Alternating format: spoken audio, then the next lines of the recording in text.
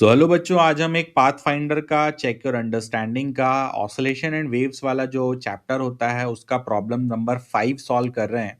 और इस प्रॉब्लम में डायग्राम तो आपको दिख ही रहा है और हमसे पूछा जा रहा है कि ये जो ब्लॉक है ये कितना मूव कर जाएगा जब इसका स्पीड यू हो जाता होगा। ठीक है।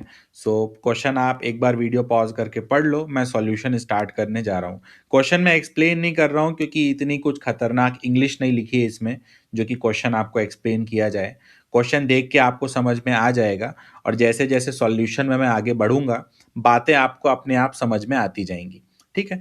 तो देखो सॉल्यूशन इसका हम स्टार्ट करें। तो ये जो फ्री एंड है इसको राइट में खींचा जाता है कांस्टेंट स्पीड u के साथ। तो t टाइम में ये जो एंड होता होगा वो ut से मूव कर जाता होगा।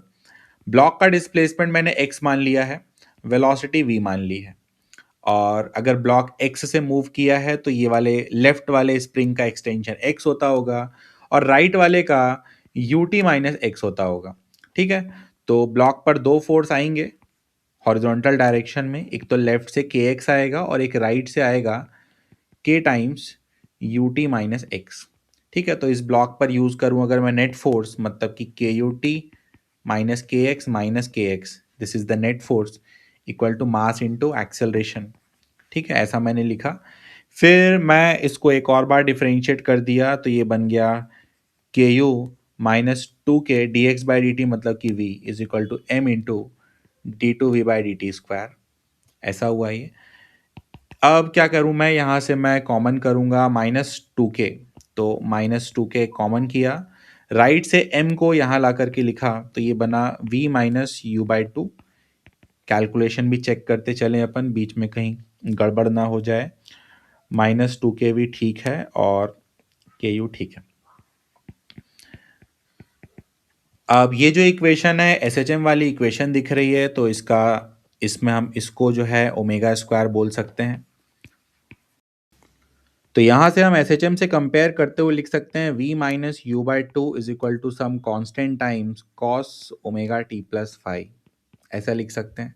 ठीक है। अब यहाँ पर दो दो अननोन आ चुके हैं, एक सी नहीं पता और एक फाई नहीं पता। तो ये पता करने के लिए हम क्या करेंगे, हम जो पूरा का पूरा डायग्राम क्वेश्चन में गिवन था उसको रीड्रॉ करने वाले हैं एक ऑब्जर्वर के रेस्पेक्ट में। ठीक है। अब वो सवाल है वो ऑब्जर्वर कौन है, बताता हूँ। देखो ये जो डायग्राम है t0 का है। ठीक। और ये पूरा का पूरा डायग्राम हम रीड्रॉ करेंगे एक ऐसे ऑब्जर्वर के रेस्पेक्ट में with respect to an observer जो कि खुद u बाई टू से भाग रहा है। अब ये हिंट कहाँ से मिल रहा है भाई, ये हिंट इसको देख करके मिल रहा है। v minus u by to लिखा है ना, मतलब कि ये पूरा का पूरा एक्सप्रेशन एक ऐसे ऑब्जर्वर के रेस्पेक्ट में है जो कि खुद u बाई टू से भाग रहा है। तो इसको मैं रीड्रॉ करूंगा, तो रीड्रॉ करूंगा तो ये बनेगा कुछ ऐसा। ब्लॉक जो है उसका वेलोसिटी होगा इधर u बाई टू, ये जो फ्री पॉइंट है इसका वेलोसिटी होगा इधर u बाई टू। देन यहाँ एक स्प्रिंग होता होगा, यहाँ पर भी एक स्प्रिंग होता होगा। और क्योंकि t0 पर दोनों स्प्रिंग अपने अपने नेचुरल लेंथ पे थे, मतलब ब्लॉक पर कोई फोर्स नहीं था, मतलब ब्लॉक अपने मीन पे था। तो आप देख सकते हो t0 पर ब्लॉक मीन पे है और लेफ्ट में जा रहा है। इसका ये मतलब हुआ कि जो फाई है वो पाई है। ठीक है। तो ये हमको फ्री में पता चल गया। अब वापस से मैंने क्वेश्चन पढ़ा, क्वेश्चन ने हमसे ये पूछा था कि ब्लॉक की जो फाइनल स्पीड है u हो जाती है। तो ज़रा सोचो, ब्लॉक का अगर फाइनल स्पीड u हो जाता है इसका ये मतलब हुआ कि ये u हो जाता है। तो अगर ये u हो गया तो ये पूरा का पूरा क्या हो जाएगा, u बाई टू। ठीक है। तो ये पूरा का पूरा u बाई टू मतलब कि t बराबर क्वेश्चन मार्क पे मैंने फिर से रीड्रॉ किया, ये u बाई टू हो चुका है। ठीक है।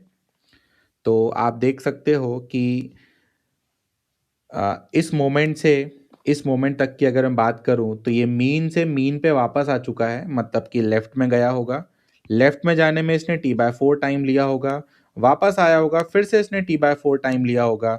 मतलब कि ये जो टी बराबर क्वेश्चन मार्क लिखा हुआ है this is nothing but T by two. ठीक है।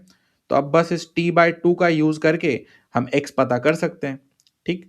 तो पहले तो फाई रखूं तो ये बना u by two minus C cos omega t. ठीक है, मैंने फाई का वैल्यू रख दिया। अब v को मैं बोलूंगा D x by d T, दो तरफ इंटीग्रेट करूंगा, कहूंगा t0 पर x 0 था और टाइम t पे x का वैल्यू x हो गया। तो ये बना x is equal to u t by two minus C, cos का इंटीग्रेशन क्या हो जाएगा, sine omega t by omega.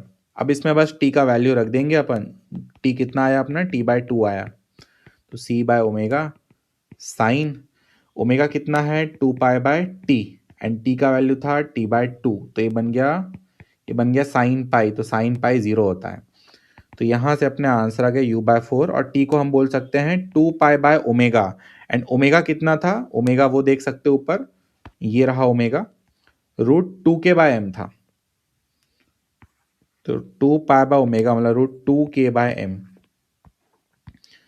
तो अपना जो आंसर होगा वो आ जाएगा pi u by two square root m by 2 के। सही है ना सब, हाँ ठीक है। तो यही हमसे पूछा गया था, ठीक है, तो ये अपना आंसर आ गया। तो मिलते हैं नेक्स्ट वीडियो में, ऑल द बेस्ट।